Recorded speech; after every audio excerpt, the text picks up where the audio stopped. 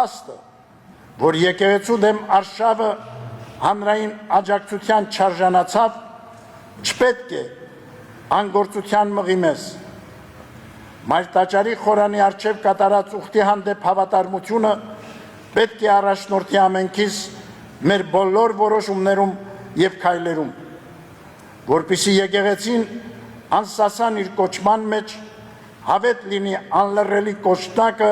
աստվածահաճո կյանքի, քաջարի ջատագովը արդարության ու ճշմարտության, աննկուն պաշտպանը Քրիստոսի հետևորդների շահերի եւ իրավունքների։ Արթուն կացեք, հաստատուն մնացեք հավատքի մեջ, քաջ եղեք, զորացեք, պատգամում է առաքյալը։ Այս գիտակցությամբ շարունակեք հովվական խնամք տանել եւ հոգալ կարիքները մեր ժողովրդի զավակների, քաջալերել ընթանալ Աստված սիրության շավիղներով, մերժել ազգավնաս գաղափարներն ու գործողությունները,